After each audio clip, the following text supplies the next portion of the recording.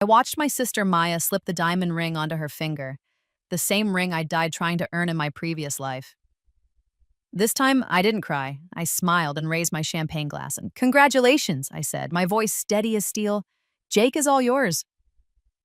Maya's perfectly manicured hand trembled slightly. Something in my tone must have unsettled her, but she recovered quickly, flashing that radiant smile that had always gotten her everything she wanted, everything that should have been mine. Thank you, Sarah, she purred, pressing herself against Jake's side. I know how much you cared for him, but he and we just have this connection. You understand, don't you?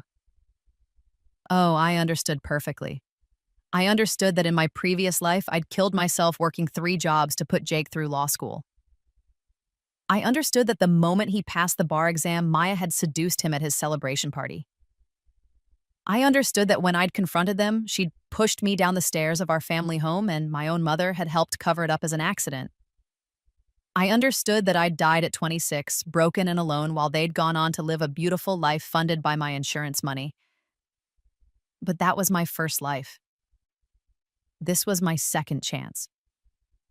I understand completely, I replied, and I meant every word. Actually, I'm seeing someone myself now, someone absolutely perfect. Really? Maya's eyes narrowed. She hated when attention shifted away from her. Who? I checked my phone as if receiving a message. He's texting me now, actually, wants to know if I'm ready to be picked up. Bring him inside, my mother insisted, materializing beside Maya like she always did, orbiting her favorite daughter like a moon around its planet. We'd love to meet him. Oh, I insist, Mom said, her voice taking on that sharp edge I knew so well. The edge that said I was being difficult, ungrateful, problematic.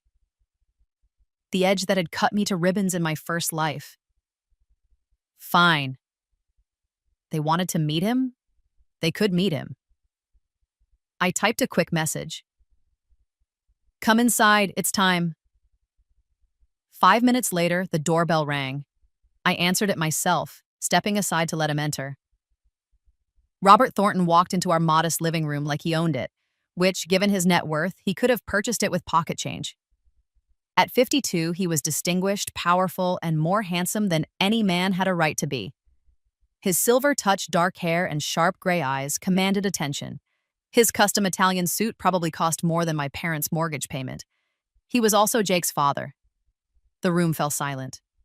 Jake's face drained of color so fast I thought he might faint. Everyone, I said sweetly, this is Robert. Robert, this is my family. That's my mother, Patricia, my father, Tom, and my sister, Maya. And I believe you already know your son, Jake. Dad? Jake's voice cracked. What are you— Good to see you, son, Robert said coolly, then turned to me with a warmth that made my heart genuinely flutter. Sarah, darling, are you ready for dinner? He called me darling, in front of everyone, and when he placed his hand on my lower back, the gesture was unmistakably possessive, undeniably intimate. Maya's mouth opened and closed like a fish. You're dating Jake's father? Dating seems like such a casual term, Robert mused, his hand moving to capture mine. I'd say we're quite serious. Wouldn't you, sweetheart? The pet name landed like a bomb. Jake looked like he might be sick. How long has this been going on? My mother demanded, her voice shrill. About 6 months, I lied smoothly. It had actually been 4, but who was counting? We met at that charity gala I catered last spring. Do you remember, Robert? I was serving champagne and you said that you had the most intelligent eyes I'd ever seen, he finished, his smile genuine.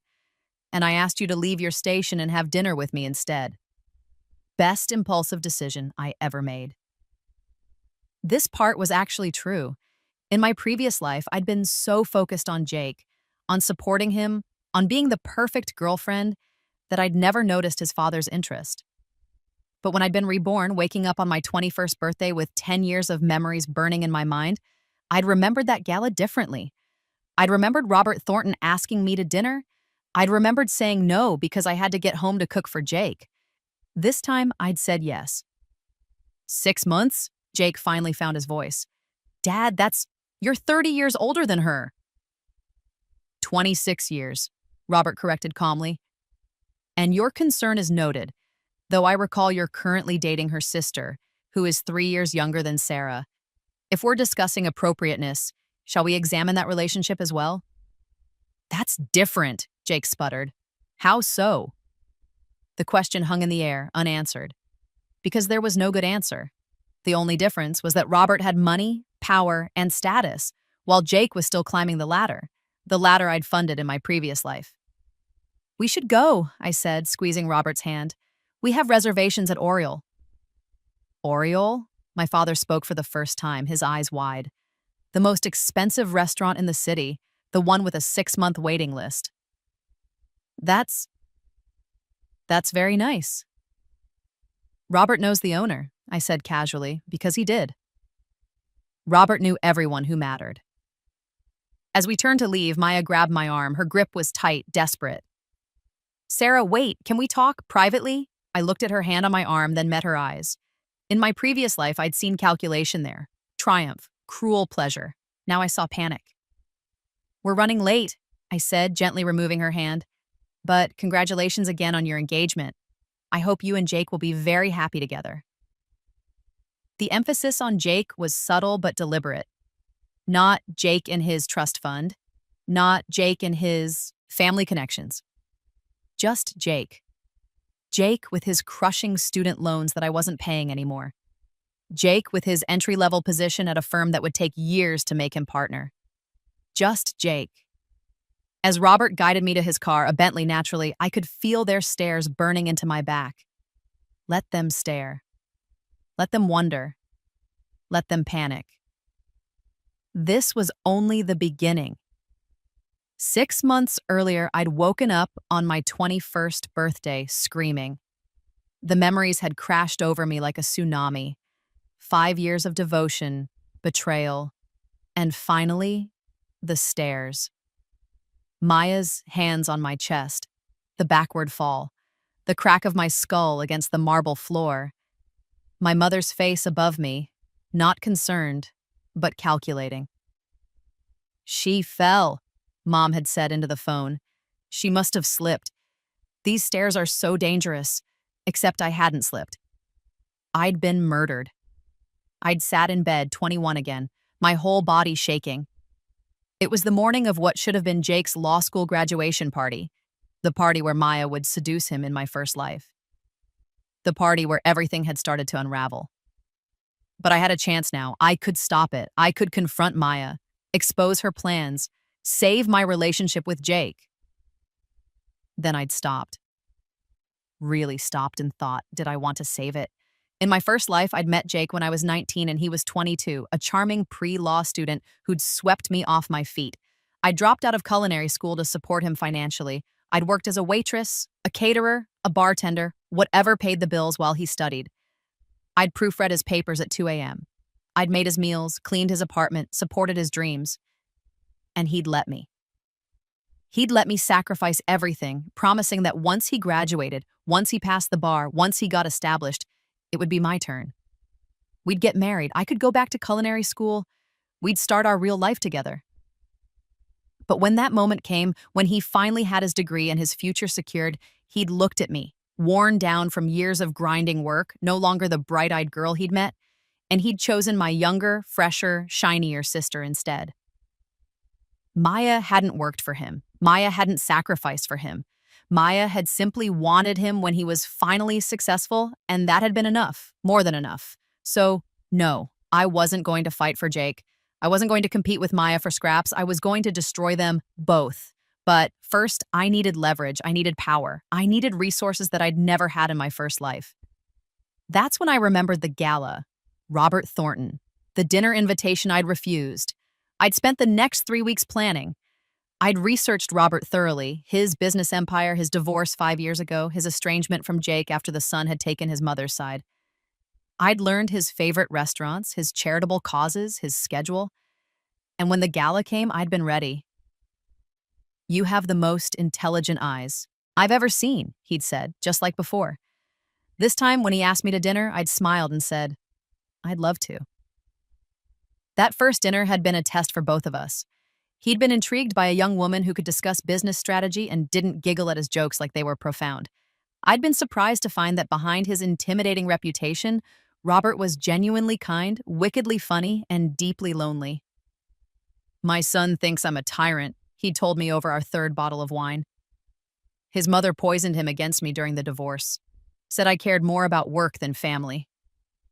Did you? I'd asked boldly. He'd considered it seriously. Probably. I was building an empire.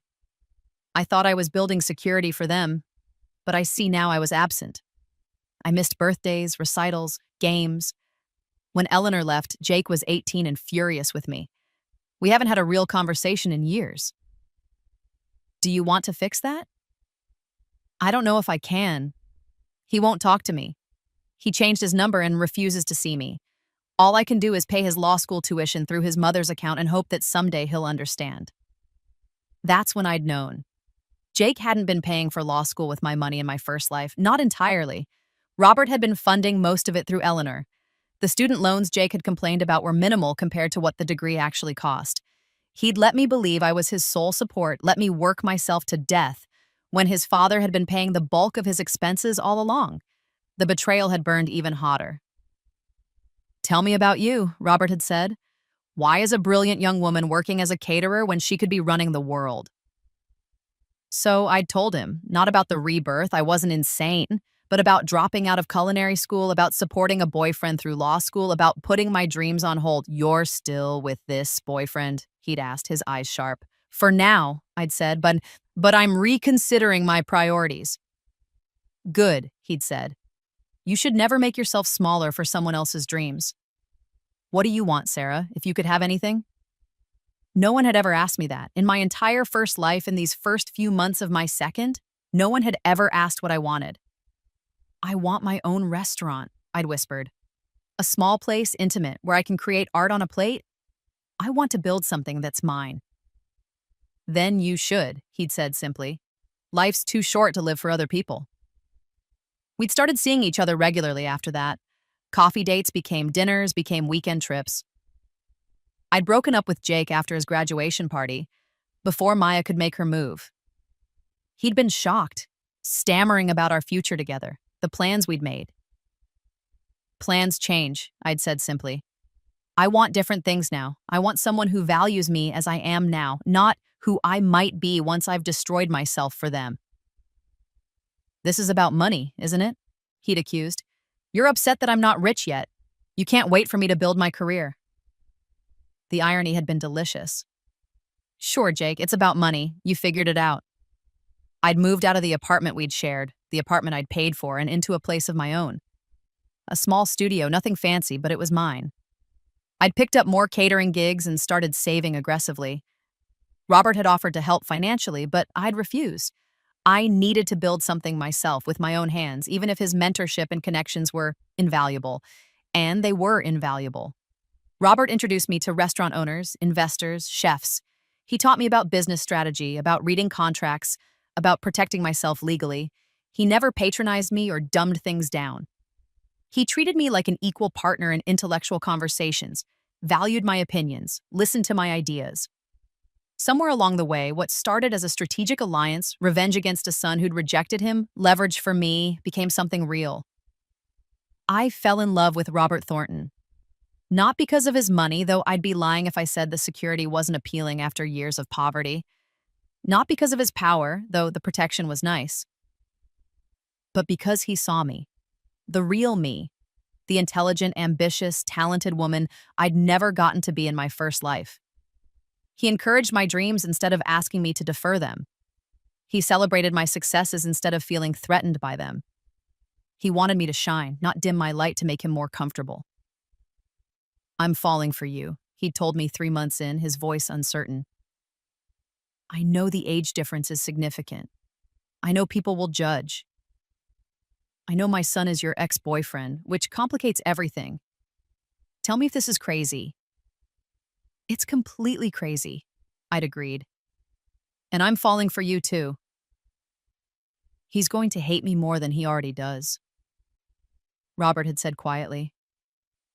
When he finds out, I know. He'll think I stole you from him. He didn't value me when he had me, I'd replied. You can't steal what someone threw away. That had been 2 months ago. We'd kept the relationship quiet, meeting in private, keeping our names out of social circuits. Robert wanted to protect me from the gossip, and I wanted time to build my plan. Because Jake and Maya hadn't waited long.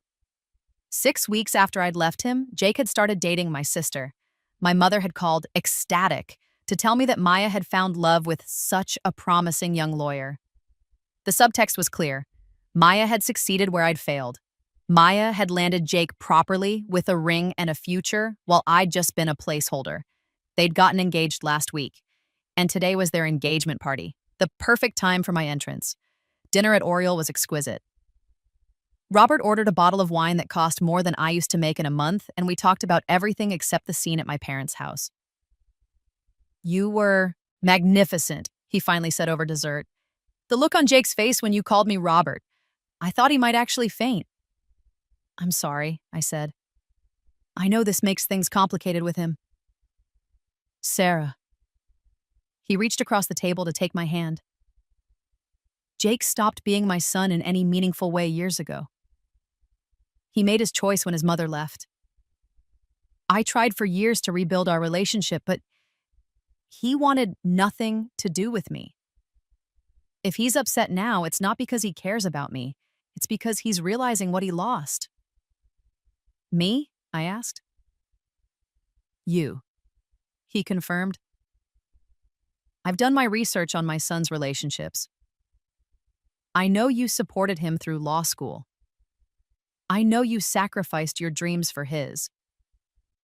And I know that the moment you stopped being useful, he traded you in for a newer model. I blinked in surprise. You knew all of that when we met? Not at first, he admitted. But after our third date, I had my assistant look into your background. I wanted to understand who you were. And when I learned what you'd given up, what you'd endured, it made me respect you even more. You could have been bitter. Instead, you walked away with your dignity and started building your own future. If only he knew the full truth, the rebirth, the murder, the revenge I was carefully orchestrating. Would he still respect me then? There's something I need to tell you, I said carefully. About why I left Jake when I did. About my sister. You don't owe me your history, Sarah. I want to tell you anyway. So I did. Not the part about dying and being reborn, that secret would stay locked away, but I told him about Jake's graduation party, about how I'd overheard Maya talking to her friend about seducing Jake, about how she'd said she'd been waiting for him to finish school so he'd finally be worth the effort, about how she'd called me a fool for doing all the hard work while she'd reap the rewards. So I left before she could make her move, I finished. I wasn't going to compete. I wasn't going to fight over someone who could be seduced away so easily. Better to find out sooner than later, right? Robert's jaw was tight with anger. Your own sister. Family can be the cruelest, I said softly. They know exactly where to strike. And your mother approved of this? From what I saw today, she seems to favor Maya. She always has, I admitted. Maya was the pretty one, the charming one, the daughter she could show off. I was useful. I could work, earn money, take care of things. But I was never the favorite. Their loss, Robert said fiercely. You're extraordinary, Sarah. You're brilliant and talented and strong. If your family can't see that, they're fools. I smiled, warmth spreading through my chest. Thank you. I mean it, he insisted. And I want you to know, whatever happens with Jake, with your family, I'm on your side. You're not alone anymore. Tears pricked my eyes. In my first life, I'd been so alone at the end. Even my death had been solitary, bleeding out on the marble floor while my mother lied to the paramedics. I love you, I whispered. The words escaped before I could stop them. Robert's eyes widened, then softened. I love you too, he said. I have for weeks now, but I didn't want to pressure you. I know the age difference. Doesn't matter, I interrupted. You're the first person who's ever made me feel valued for who I am, not what I can do for them. The first person who's encouraged my dreams instead of asking me to defer them. Age is irrelevant. Then there's something I need to ask you, he said. He reached into his jacket pocket and pulled out a small velvet box. My heart stopped. I know it's fast, he said. I know people will talk. I know your family will lose their minds. But Sarah, I want to spend my life with you. I want to support your dreams the way you once supported someone else's. I want to build an empire with you, not just for you. Marry me. He opened the box.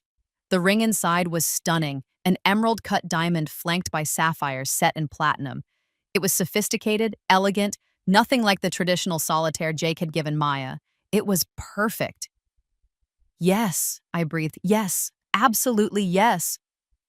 He slipped the ring onto my finger and it fit perfectly. Because of course it did. Robert planned everything meticulously. We're going to cause a scandal, he warned, though he was grinning. Good, I said. Let them talk. What I didn't say, let them panic. Let them realize what they've lost. Let them understand that they threw away a diamond and are stuck with glass. We sealed our engagement with a kiss that made the other diners discreetly look away. And when Robert suggested we go public immediately, I agreed. By morning, our engagement announcement would be in all the society pages. By noon, everyone we knew would have heard, including Jake, including Maya, including my parents. Let the games begin. My phone started ringing at 6 a.m. I ignored it. By 7 a.m., I had 43 missed calls, 20 from Maya, 15 from my mother, 8 from my father, and surprisingly, none from Jake. The text messages were more illuminating. Maya, Sarah, what the hell? Call me now. Maya, this is insane. You can't marry Robert. He's Jake's father. Maya, everyone is talking about this. You're embarrassing the whole family. Maya, fine, ignore me. But you're making a huge mistake. My mother was less restrained. I raised you better than this. That man is old enough to be your father. What will people think? Call me immediately. My father, characteristically, was brief. Let's talk. This seems rushed. I responded to none of them. Instead, I snuggled deeper into Robert's arms. We were at his penthouse, which had a view of the entire city, and smiled. They're freaking out, I told him, scrolling through the messages. As expected, he said, pressing a kiss to my temple.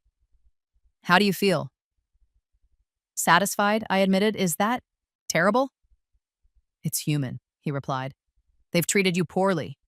It's natural to enjoy their discomfort. Your son still hasn't called. Robert's expression darkened. No, but his mother has, 6 times. What does Eleanor want?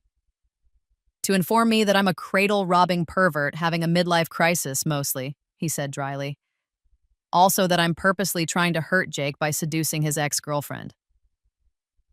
Are you hurt by what she said?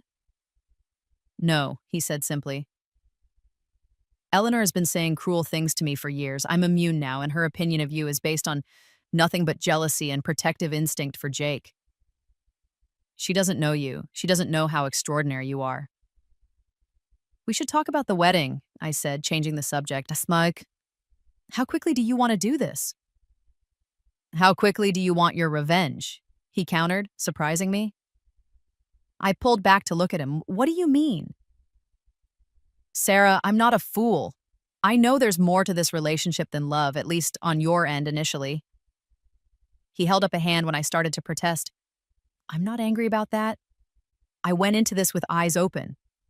You were with my son for years. You sacrificed for him. Your sister stole him, and then you met me, his wealthy, powerful father, right when you were at your most vulnerable. The revenge implications are obvious.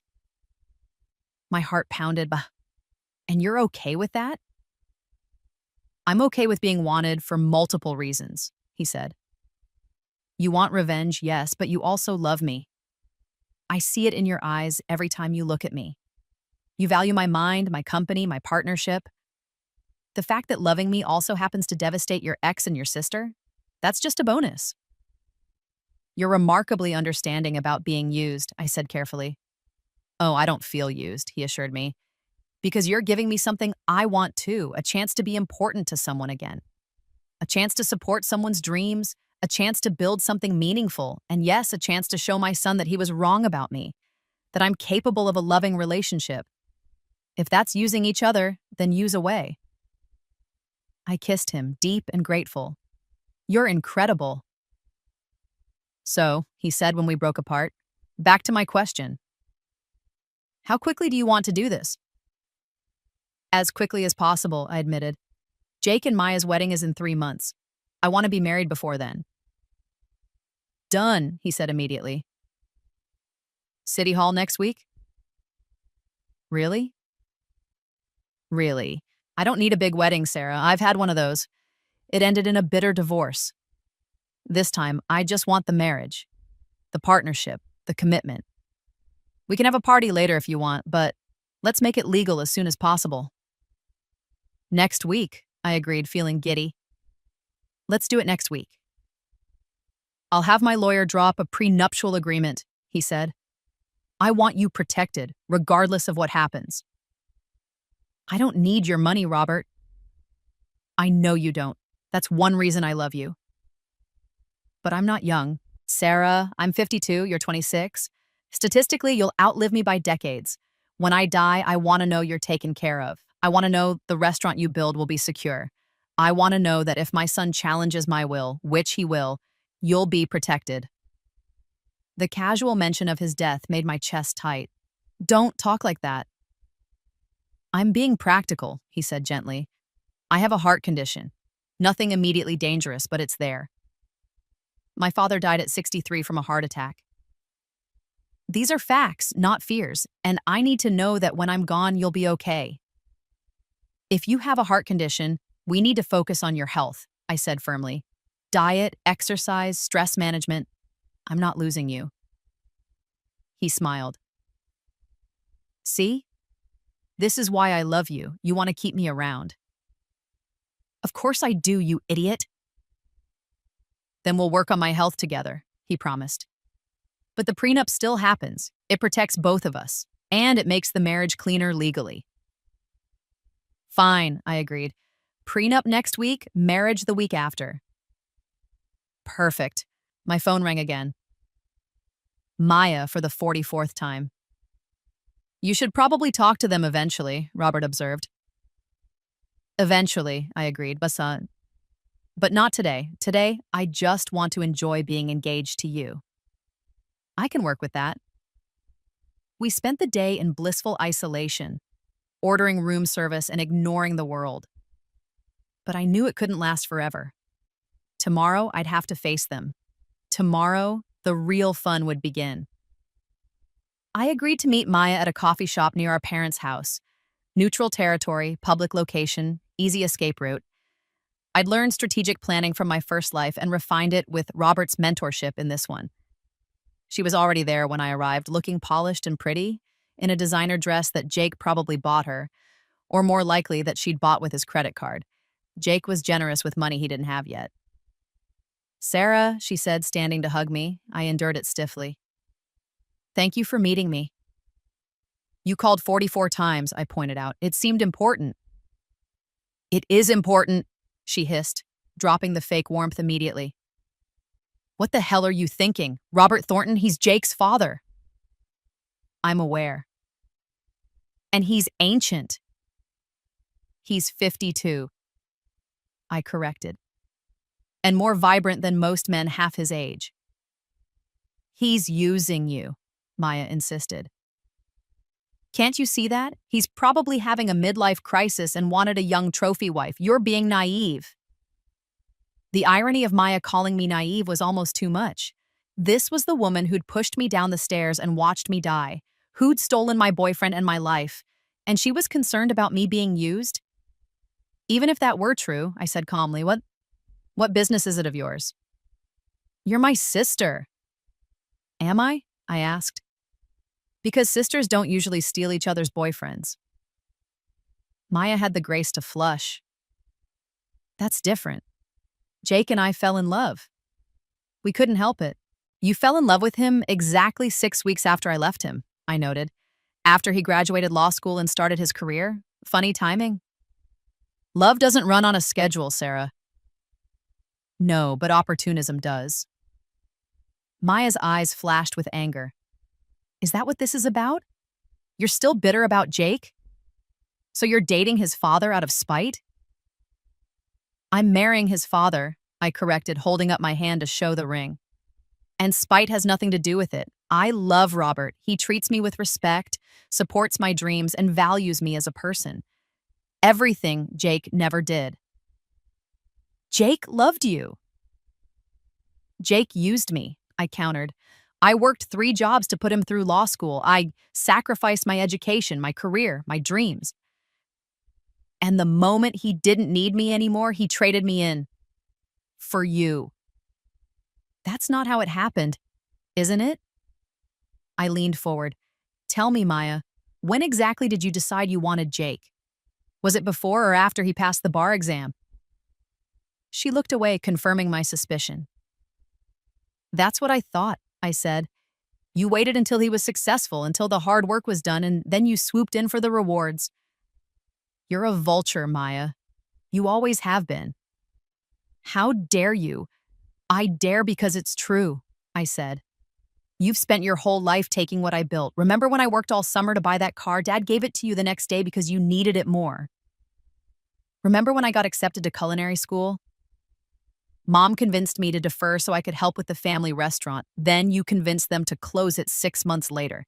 Remember when I saved up for that apartment? You told the landlord I was an unreliable tenant and took the lease yourself. Maya's face was white. I don't know what you're talking about. Yes, you do, I said softly. You've always been jealous of me, Maya. I don't know why. You were the pretty one, the favorite, but it was never enough. You had to take everything that was mine. So you took Jake, too. He wanted me, she said desperately. Huh? He chose me. Because I did all the hard work of building him up, I agreed. You're welcome, by the way. I hope you enjoy the man I created. You're being vindictive and petty. No, I said, standing up. I'm being smart. I learned my lesson about investing in people who don't value me. So I found someone who does. Someone who had already built his empire and doesn't need me to sacrifice for him. Someone who wants to build me up instead of the other way around.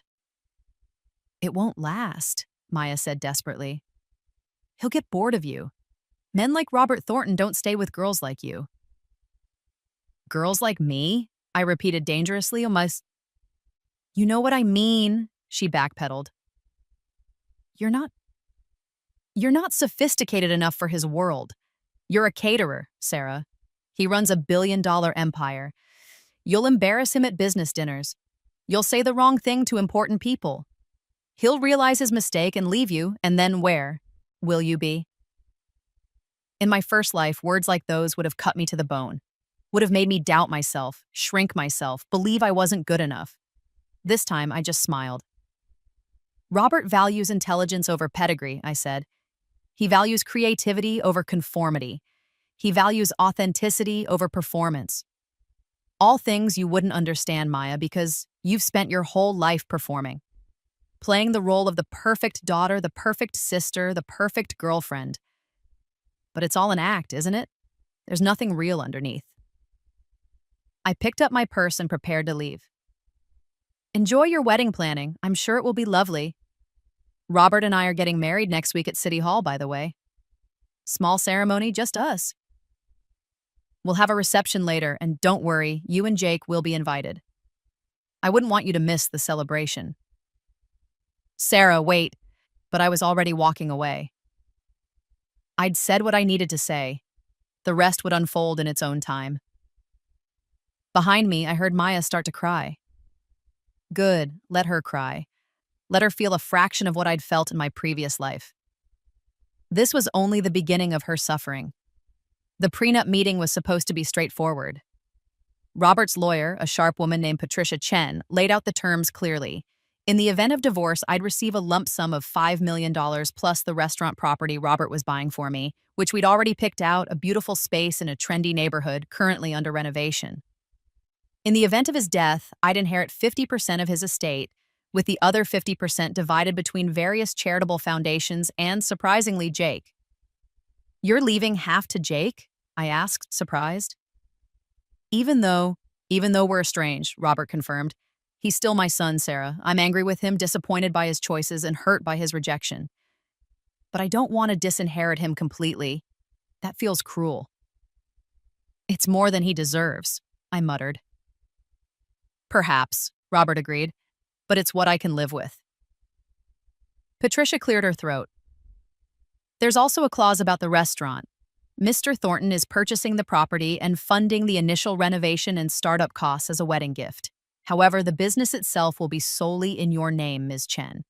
If the marriage ends, you keep it free and clear." "That's too generous," I protested. "It's an investment," Robert corrected. "I've seen your business plan, tasted your cooking, and observed your work ethic. You'll make that restaurant successful with or without me. This just gives you a head start." "I don't want people thinking I married you for money," I said quietly. "People will think what they want," Patricia interjected. "The prenup actually protects you from gold digger accusations. $5 million in a restaurant is generous, but it's a fraction of Mr. Thornton's estate. It proves you're not after his fortune." She had a point. And I did love the restaurant space we'd found, a former bank building with soaring ceilings, original architectural details, and a perfect downtown location. "Okay," I agreed. "I'll sign." "There's one more thing," Patricia said. Mr. Thornton's ex-wife has indicated she may challenge the marriage on grounds of your prior relationship with Jake. She's alleging manipulation or undue influence." I laughed. Let her try. I broke up with Jake 6 months ago. Robert and I dated for 4 months before getting engaged. There's no legal ground for a challenge. "She'll still try," Patricia warned. "Eleanor Thornton is well-connected and vindictive. She views this marriage as a personal attack." "Everything is a personal attack to Eleanor," Robert said tiredly. "She'll make noise, threaten lawsuits, and ultimately do nothing. It's her pattern." "Still," Patricia continued, "I'd recommend keeping detailed records of your relationship. Save text messages, emails, receipts from dates. If she does sue, we'll need to prove the relationship is genuine." "It is genuine," I said firmly. "I know," Patricia said kindly, "but courts like documentation." We signed the prenup, had it notarized, and filed it with Robert's estate lawyer. Everything was official. In 1 week, I'd become Ms. Robert Thornton, and Jake would have to call me stepmother. The thought made me smile all the way home. The wedding day arrived faster than I'd expected. Robert and I stood in a small room at City Hall, dressed simply, me in a cream knee-length dress, him in a tailored navy suit, and exchanged vows in front of a judge and 2 witnesses Robert had hired. "Do you, Sarah Chen, take this man to be your lawfully wedded husband?" "I do," I said, meaning it with every fiber of my being. "Do you, Robert Thornton, take this woman to be your lawfully wedded wife?" "I do," Robert said, his eyes never leaving mine. "Then, by the power vested in me by the state of New York, I now pronounce you husband and wife. You may kiss your bride." Robert kissed me softly, sweetly, and when we broke apart, I saw tears in his eyes. "Happy?" I whispered. "Incredibly," he whispered back. "Thank you for taking a chance on an old man." "Thank you for seeing me," I replied. We signed the marriage certificate, posed for a few photos, and then went to lunch at a quiet French restaurant. No fanfare, no crowd, no drama, just us. It was perfect. That evening, Robert posted a single photo to his rarely used social media account. The 2 of us with the marriage certificate, my hand with the wedding band visible, his arm around my waist. The caption was simple: "Married the love of my life today. #blessed." Within an hour, it had 10,000 likes. Within 2 hours, the comments were a war zone. "Eleanor Thornton, this is sick and wrong. Robert, how could you do this to your son? Flights in." Random society matron, "She's young enough to be his daughter. Disgusting." Business associate. Congratulations, Robert. Wishing you both happiness. Another business associate. Beautiful bride. Welcome to the family, Miss Thornton. And then the comment I'd been waiting for. Jake Thornton. Dad, we need to talk. This is inappropriate. Robert replied simply, I'm married now, Jake. If you want to have a conversation like adults, call me. Otherwise, keep your opinions to yourself. I watched the exchange with dark satisfaction. Jake was panicking. Good. My own phone was blowing up too. More calls from Maya, my mother, my father. A few curious friends asking if the rumors were true. Even some old colleagues from my catering days congratulating me. I responded to the friends and colleagues. I ignored my family. They're going to show up at the penthouse eventually, Robert warned. Your parents, maybe Maya and Jake. Let them, I said. We're married now. Legally, officially, completely. There's nothing they can do. Are you ready for the confrontation? I've been ready for years, I said. And it was true. I'd died in my first life from their cruelty. In this life, I was going to make them pay. The confrontation came 3 days later. The doorman called up to warn us. Patricia Chen, Eleanor Thornton, Jake Thornton, and Maya Chen were in the lobby demanding to see us. All of them together? I asked, surprised. That's quite a coalition. Eleanor and Patricia are sisters, Robert explained. I forgot you didn't know. They've always been close. And apparently they've recruited Jake and Maya for this intervention. Should we let them up? Might as well, Robert sighed. Better to face them all at once than drag it out. 5 minutes later, my mother burst into the penthouse like an avenging angel, Maya and Eleanor flanking her, Jake trailing behind looking miserable. Sarah Chen, my mother began, then caught herself. Or is it Thornton now? I can't even believe I'm saying this. You married this man? He's old enough to be your father. Hello, Mom, I said calmly. Nice to see you too. Would you like some tea? I don't want tea. I want an explanation. What were you thinking? I was thinking I'd found someone who loves and respects me, I replied. Something I never had before.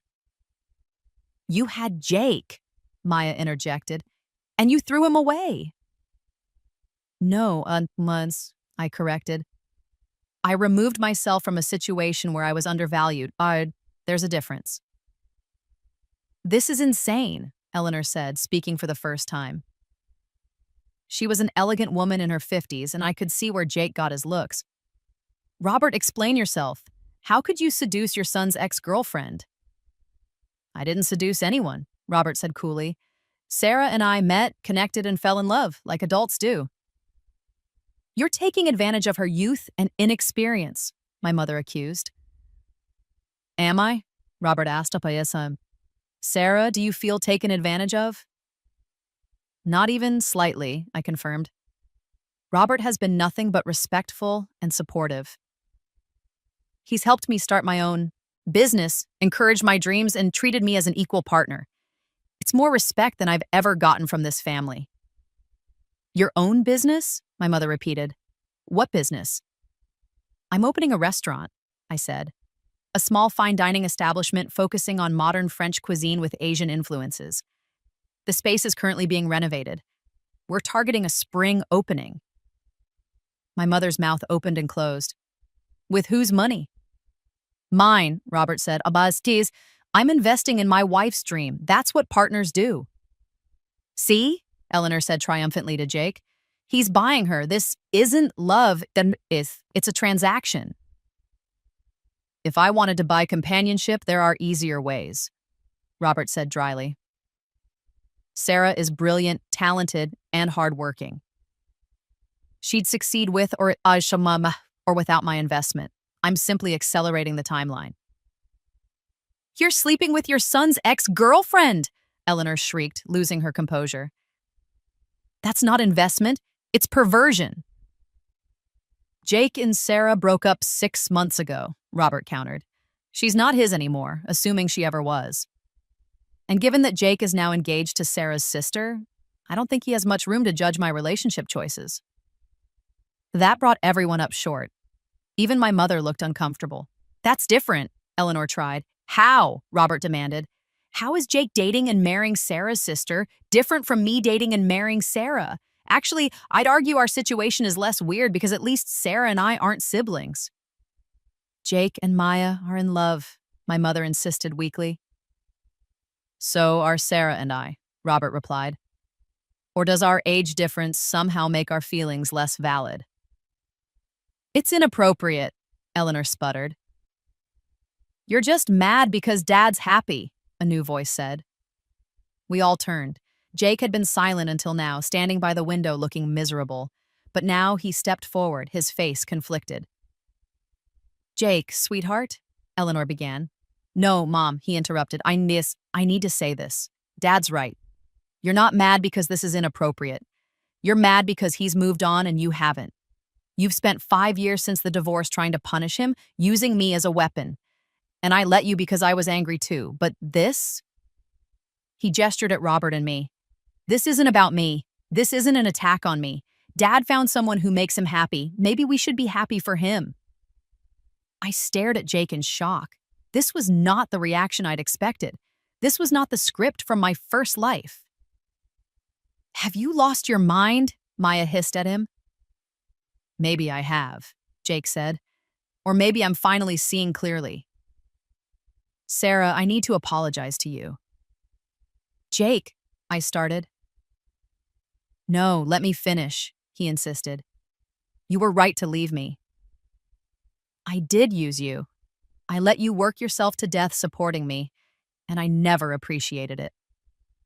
I always thought you'd be there, that we had time, that I could pay you back later. But later never came because I didn't make it come. And when you left, my pride was hurt, so I ran to Maya, not because I loved her, but because it was easy, because she was there and willing, and I didn't have to work for it. Maya made a strangled sound. Jake, what are you saying? I'm saying I made a mistake, Jake said, looking at her for the first time. I'm saying I proposed to you for the wrong reasons. I'm saying this engagement is a mistake. You don't mean that, Maya whispered. I do, Jake said gently. I'm sorry, Maya. You deserve someone who's crazy about you, not someone who's settling. And I was settling. We both know it. Maya's face crumpled. She turned to my mother. Mom, do something. But my mother was staring at Jake with an expression I'd never seen. Respect. Jake, are you sure about this? I'm sure, he said. I need to figure out who I am without using other people as crutches. I need to stand on my own. He turned back to Robert and me. Dad, Sarah, I'm sorry for how I reacted. You're right. If I'm dating Sarah's sister, I have no grounds to object to you dating Sarah. And honestly, I'm glad you found each other. Dad, you look happier than I've seen you in years. And Sarah, you look free. Like a weight has been lifted. It has been, I said quietly. Then I'm happy for you both, Jake said. Really? Eleanor looked like she'd been slapped. Jake, you can't mean this. I do, Mom, he said. I'm sorry. I know you wanted me to stay angry at Dad forever, but I can't do it anymore. It's exhausting. And it's not fair to anyone, especially me. He pulled off his suit jacket and reached for his wallet. From it, he withdrew a check. Dad, this is everything you've put toward my law school that I didn't know about until recently. I want to pay you back. It might take me years, but I'll do it. I need to make my own way. Robert's eyes were wet. Son, you don't have to. I do, Jake insisted.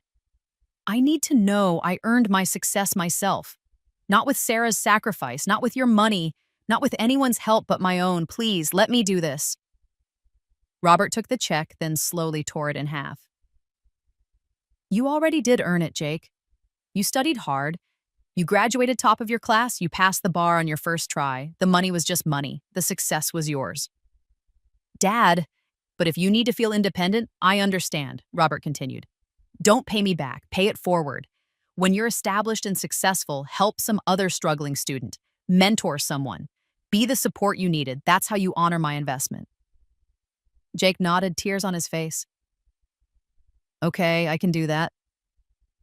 Father and son embraced for the first time in years. Eleanor made a disgusted sound and stormed out, but no one followed her. Maya, meanwhile, had collapsed onto the couch crying. My mother sat beside her, looking lost. Sarah, my mother said finally, I owe you an apology. You owe me several, I corrected, but I'm listening. I've always favored Maya, she admitted. I don't know why, maybe because she needed me more or seemed to. You were always so capable, so independent.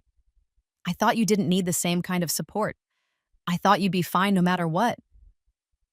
But I see now that I neglected you. I made you feel less important, and I'm sorry. It was the first time my mother had ever apologized to me, in my first life or this one.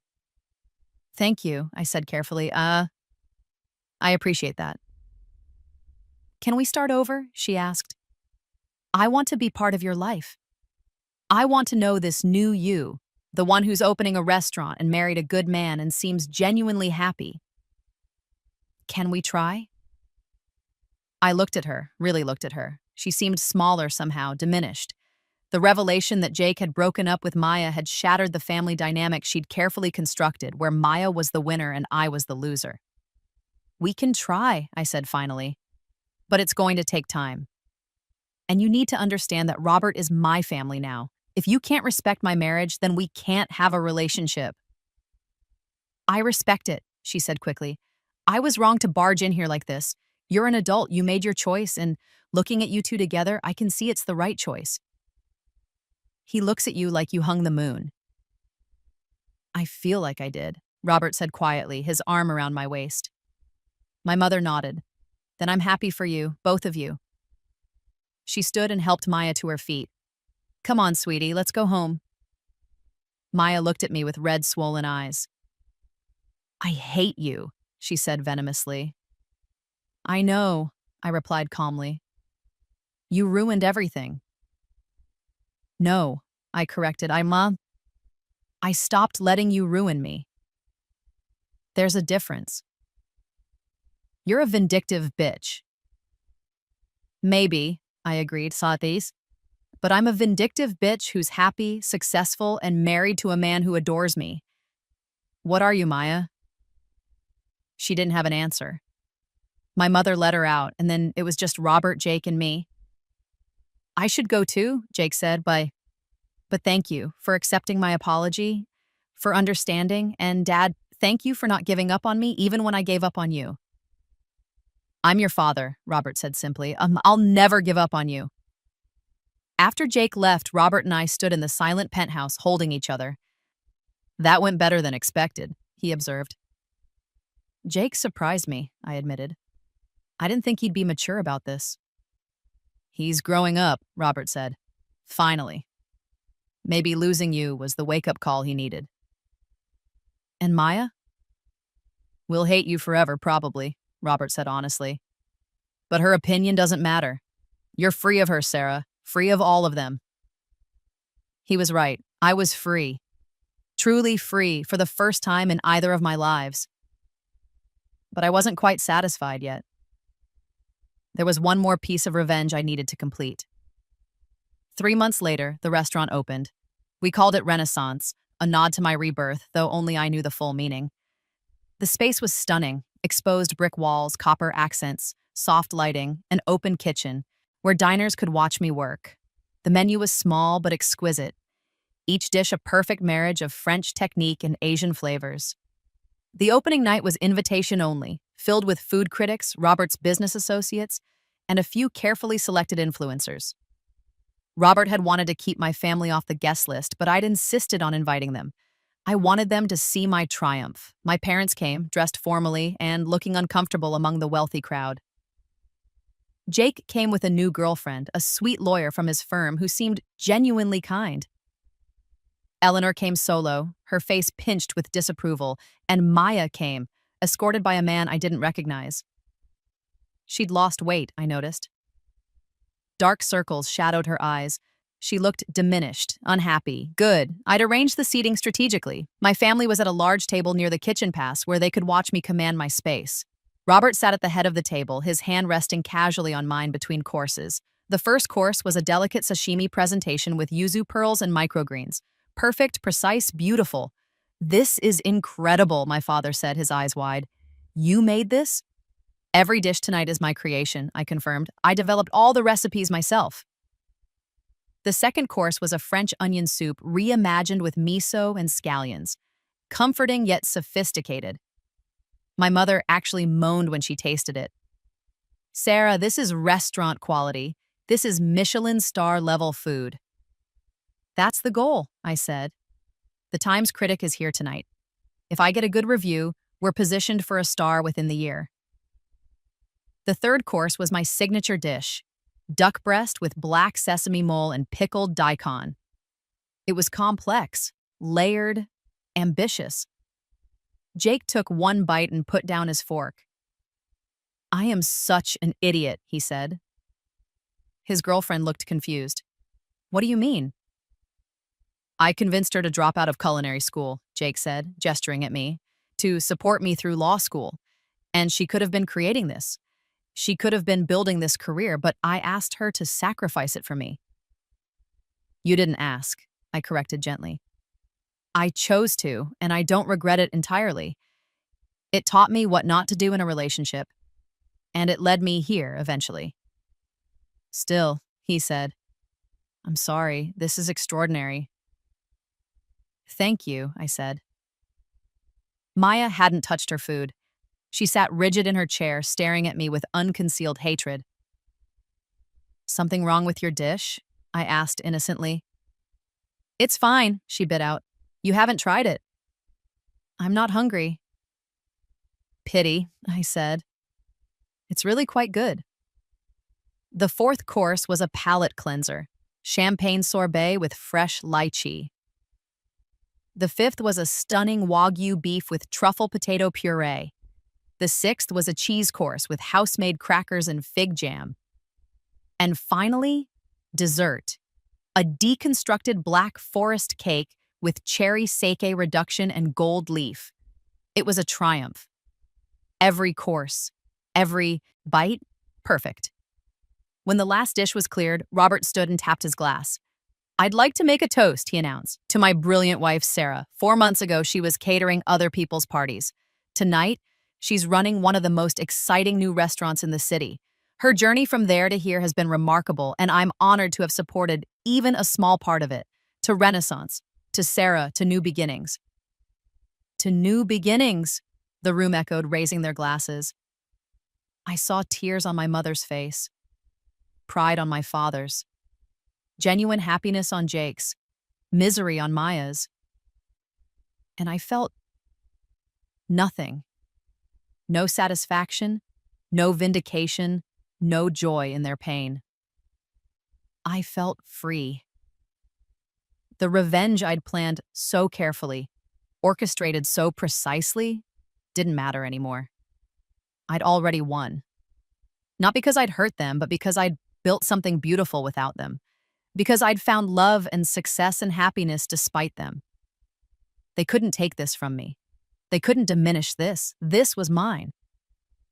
"Thank you," I said to Robert quietly, for believing in me. "Always," he promised. The Times review came out 3 weeks later. 3.5 stars. "A stunning debut," the critic wrote. "Chef Sarah Thornton combines technical mastery with creative vision, creating dishes that are both intellectually stimulating and deeply satisfying. Renaissance is a restaurant to watch." 3.5 stars was extraordinary for a new restaurant. We were booked solid for the next 2 months. Investment offers poured in from people wanting to franchise or expand. A cookbook deal materialized. Food Network called about a show. I was successful. Truly, genuinely successful. And it had nothing to do with revenge and everything to do with my own talent, determination, and hard work. My relationship with my parents slowly improved. They made effort to visit regularly, to understand my world, to support my business. We'd never be perfectly close. Too much damage had been done. But we were cordial, cooperative. occasionally even warm. Jake and I became friendly. Not friends exactly, but friendly. He'd stop by the restaurant sometimes with his girlfriend, who he eventually married, and we'd chat about life, work, his growing law practice. He was a better person now, more humble, more aware. His time dating Maya had apparently taught him valuable lessons about what he didn't want in a relationship. Eleanor eventually accepted the marriage, especially after Jake made it clear he approved. She and I would never be close, but we achieved a brittle peace. Only Maya remained hostile. She moved to California 6 months after the restaurant opened, claiming she needed a fresh start. I heard through my parents that she'd married someone wealthy, an older man, interestingly, but the marriage lasted less than a year. She'd apparently tried to play the same games with him that she'd played her whole life, but he'd been wise enough to see through her quickly. She bounced from relationship to relationship, job to job, city to city, always searching for something she couldn't name, never quite finding it. I felt bad for her, sometimes. In quiet moments, I'd wonder if things could have been different. If she'd been different, if my parents had been different, if I'd been different in my first life. But then I'd remember.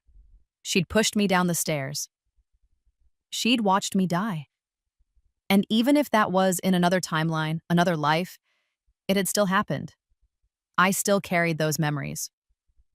So, no, I didn't forgive Maya. But I didn't hate her anymore either. I just felt indifferent. She was irrelevant to my happiness now. 5 years after our wedding, Robert and I stood in the kitchen of Renaissance, now a 2 Michelin star establishment with a 6-month waiting list. It was late, well after closing. We were testing new dishes for the spring menu.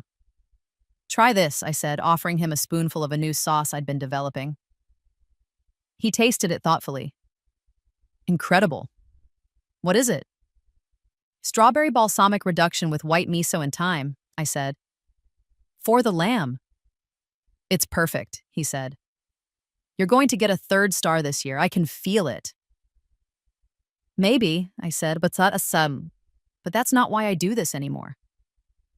"No?" "No," I confirmed. "I do it because I love it. Because creating something beautiful matters to me. The stars are nice, but they're not the point." "When did you get so wise?" he teased. "When I married you," I replied, kissing him. His health had improved dramatically over the past 5 years. The heart condition was managed with medication and lifestyle changes.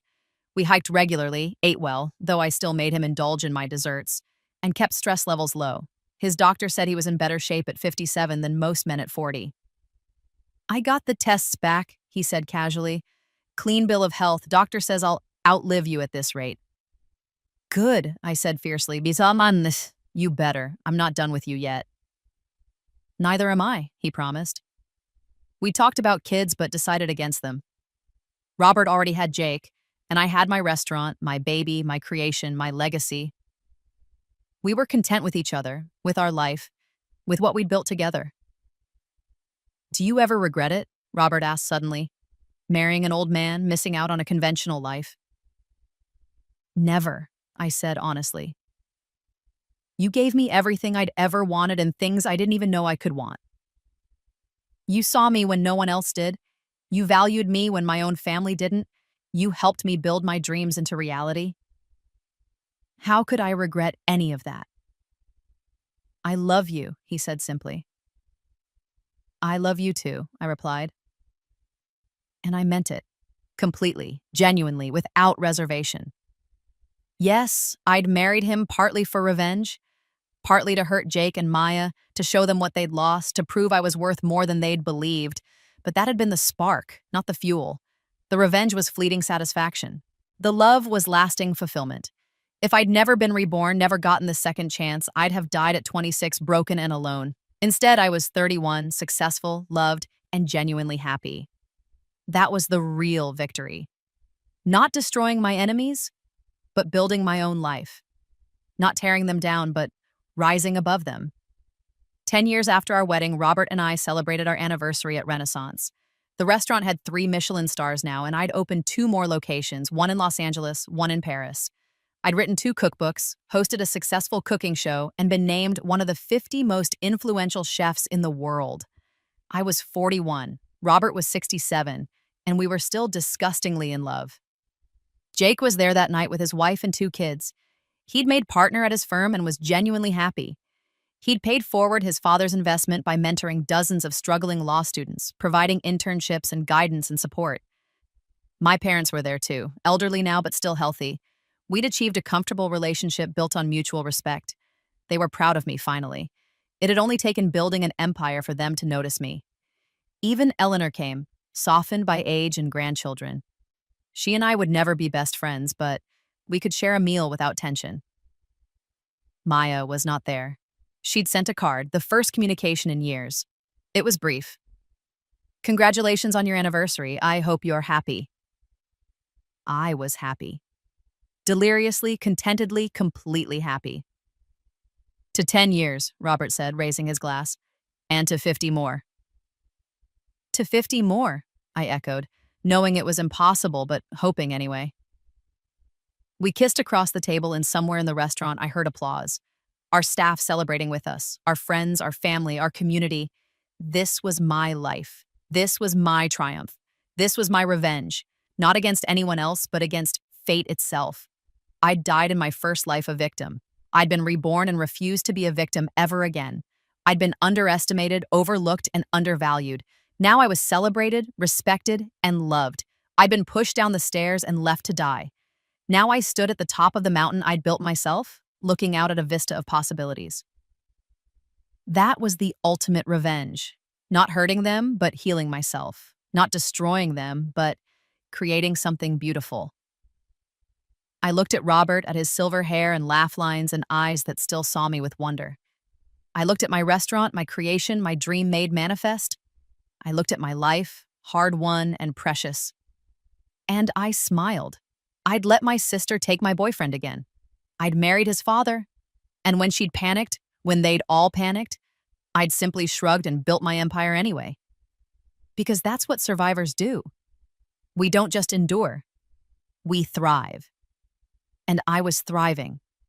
Finally, truly, absolutely thriving. The end.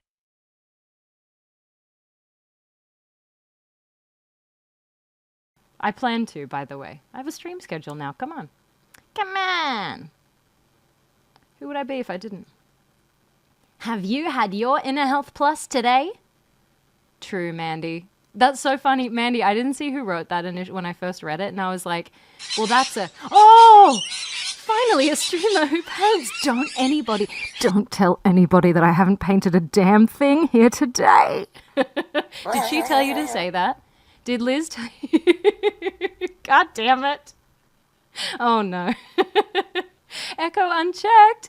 Thank you for the follow. Miss Blue Skies. Thank you for the follow. She didn't paint either. I know, I was in there earlier. So we're okay. You guys are okay with streamers who don't paint, right? Perfect. Great. Thank you. Love that. You guys, Doom, Gandarian, thank you for the follows. A painting. It didn't happen right now.